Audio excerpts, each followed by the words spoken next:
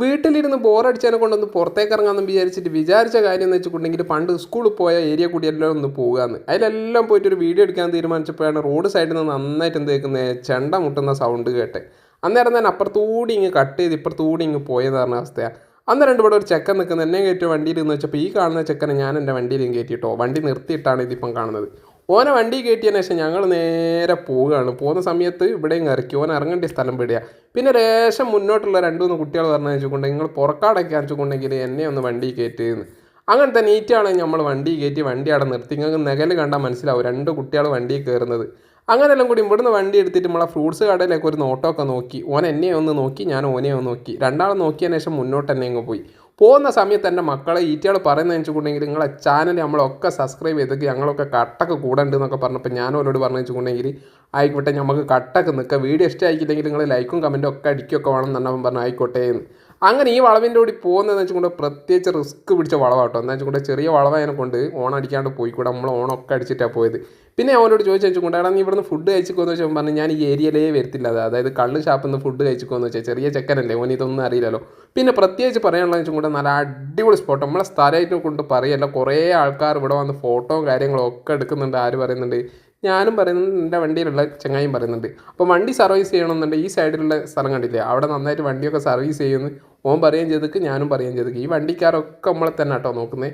നോക്കുന്ന സമയത്ത് ഞാൻ അവനോട് പറഞ്ഞു വെച്ചുകൊണ്ടെങ്കിൽ എടാ റോഡ് നടച്ചു കൊണ്ടാണല്ലോ എന്ന് പറഞ്ഞപ്പോൾ എന്നോട് പറഞ്ഞു വെച്ചുകൊണ്ടെങ്കിൽ തലയിൽ മുടിയില്ലാത്തൊരവസ്ഥ ഇപ്പോൾ. അപ്പം ഞാൻ ചാന്തേനു ഫുള്ള് കൊണ്ട് തന്നെയല്ലേ, മഴ വന്നാൽ പിന്നെ അതിലും വലിയ കൊണ്ടാവുമെന്ന്. അങ്ങനെ നമ്മളിങ്ങനെ ഓരോരോ കഥയൊക്കെ ഇങ്ങനെ പറഞ്ഞു പോകുന്നേരം വണ്ടി വന്ന് ഞാൻ ഒരു പാട്ടങ്ങ് പാടിയതിനെ ഷോൻ എന്നോട് പറഞ്ഞ പാട്ട് പാടില്ലേന്ന്. ഇവിടെ നിന്നുണ്ട് ഒരാൾ എന്നോട് ഹായ് പറഞ്ഞപ്പോൾ ഞാൻ അവരോട് ഹായും പറഞ്ഞിട്ട് ഞങ്ങൾ വണ്ടിയും കൊണ്ട് ഇങ്ങനെ പോട്ടോ. അതിൻ്റെ ബേക്കിൽ നിന്ന് ഒരു ഓട്ടോറിക്ഷക്കാരൻ വല്ലാണ്ട് ഓണടിച്ചതിനെ കൊണ്ട് ഓന് നേരെ മുമ്പ് കൂടി തന്നെ അങ്ങ് പോയി.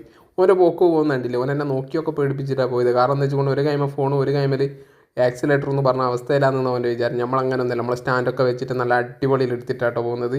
അങ്ങനെ ഞങ്ങൾ എന്താക്കി ഇവിടെ നിന്ന് എത്തിയതിനെ ഷോൻ എന്നോട് ചോദിച്ച് കിടന്നിക്കുന്നുമേലേക്കാണ് പോകുന്നതെന്ന് വെച്ചപ്പോൾ ഞാൻ അന്നേരം തന്നെ പറഞ്ഞു ഓ കിടന്നിക്കുന്നുമേലേക്ക് എന്നാ പോകുന്നതെന്ന്. ഈ കാറുകാരൻ നമ്മളെ മുമ്പിലേക്ക് ഇങ്ങനെ എടുത്തിട്ട് കഴിഞ്ഞതിന് ശേഷം നമുക്ക് അറിയുന്ന ഒരു കാറുകാരനു ഒരോട് പോടി എന്നൊക്കെ പറഞ്ഞ് അങ്ങനെ നമ്മളെന്താക്കുകയാണ് നേരെ പുറക്കാട് ടൗണിലെത്തിയിട്ടോ. ടൗണിലെത്തിക്കഴിഞ്ഞാൽ പിന്നെ നോക്കണ്ട, ചെറിയൊരു ടൗണാണ്, നല്ലൊരു സ്ഥലമാണെന്ന് പറഞ്ഞൊരു കാര്യം നമുക്ക് ഇവിടെ പറയാനുള്ളത്. അങ്ങനെ ഇതിങ്ങനെ പറയുന്നത് എന്തുകൊണ്ടാണെന്ന് വെച്ചുകൊണ്ടെങ്കിൽ നാടിൻ്റെ ഒരു രസമൊക്കെ ഇങ്ങനെ കാണിച്ചു തരാം കേട്ടോ. നമ്മൾ സുശീൽ എച്ചിയുണ്ട് നല്ല അടിപൊളിയിൽ ഇങ്ങനെ നടന്ന് ഭയങ്കര സ്പീഡിൽ, എൻ്റെ വണ്ടീനെക്കാട്ടി സ്പീഡിലാണ് മൂപ്പർ പോകുന്നത്. പിന്നെ ഒന്നും പറയാത്ത കേട്ടോ നല്ലത്. അങ്ങനെ നോമ്പിൻ്റെ കുറേ കാര്യങ്ങളൊക്കെ പറഞ്ഞു. നോമ്പിന് ശനിയാഴ്ച ഒക്കെ ആണല്ലോ വരുന്നതെന്നൊക്കെ പറഞ്ഞതിന് ശേഷം ഞാൻ പറഞ്ഞു ഓ ശനിയാഴ്ച വരുന്ന ഇനി നോമ്പിന് ഓരോ പള്ളി കയറി ഇറങ്ങണ്ടേന്ന്. ലോഹർ വേറെ അസർ വേറെ മരിവ് വേറെ എന്ന് പറഞ്ഞൊരവസ്ഥയിൽ എല്ലായിടത്തിലും പോകണം. ഒരു ഡയറി തന്നെ ഉണ്ടാക്കണം എന്ന് എനിക്ക്. എന്താ വെച്ചാൽ മരിവിൻ്റെ സമയത്ത് നോമ്പ് വെറുക്കാൻ പോകണ്ടേ എന്ന് പറഞ്ഞാൽ പോകും പറഞ്ഞു വെച്ചുകൊണ്ടെങ്കിൽ ഞങ്ങളെപ്പോൾ ഈ പള്ളിയിലാണ് പോകാമെന്ന്. ഈ വീഡിയോയിൽ കാണുന്ന പള്ളി കണ്ടില്ലേ റൈറ്റ് സൈഡിലുള്ള ആ പള്ളി തന്നെ പോകാമെന്ന് പറഞ്ഞതിനെ കൊണ്ട് ഞാൻ അതിനൊന്നും പറഞ്ഞില്ല. ഞാൻ പറഞ്ഞു നമുക്ക് ഇപ്രാവശ്യം എല്ലായിടത്തിലും പോകാമെന്ന്. ഇവർ രണ്ടാളും കൂടി ഇവിടെ ഇറങ്ങിയിട്ടോ. ഞാൻ നേരെ എന്താക്കി എന്തായാലും ഇവിടെ എത്തിയല്ലോ എന്ന് വിചാരിച്ചിട്ട് അംജീൻ്റെ വീട്ടിലേക്ക് പോയി. അവിടെ പോയി നോക്കുന്നേരം ഓനെ കാണുന്നില്ല. വാതിൽ തുറന്നിട്ട് അടുക്കള ഭാഗത്തേക്ക് പോയി നോക്കുന്നേരല്ലേ ഓന അവിടെ കിടന്ന് ഉറങ്ങുന്നുണ്ട്. വാതൊക്കെ കാറ്റില്ലാത്തതിനെ കൊണ്ട് ഇവിടുന്ന് നല്ല കാറ്റാന്ന് പറഞ്ഞിട്ട് ഇതാ ഇവിടെ കിടന്ന് ഉറങ്ങുക. കിടക്കുന്നവൻ്റെ കൂടെ ഒരു 500 റുപ്യമായിട്ട് നേരെ വണ്ടി എടുത്തൊക്കെ പോകുന്നത് വെച്ചുകൊണ്ടെങ്കിൽ വീട്ടിലേക്ക് പോകട്ടോ. എന്താ വെച്ചുകൊണ്ട് ഓനെ എനിക്കൊരു 500 തരാനുണ്ടായിരുന്നു വിചാരിച്ചിട്ട് പോയല്ല, ഓനോട് 500 റുപ്യ കടം വാങ്ങിയതാണ്. അങ്ങനെയെല്ലാം കൂടി നമ്മളെ ചാനൽ ഇഷ്ടമായിട്ടുണ്ടെങ്കിൽ നിങ്ങൾ ഫോളോ ചെയ്യാൻ മറക്കരുത്. അടുത്ത വീഡിയോ നമുക്ക് എന്താക്കാം അടുത്തതിൽ കാണാം. അപ്പോൾ ലൈക്കും കമൻറ്റും സബ്സ്ക്രൈബും അടിക്കുക.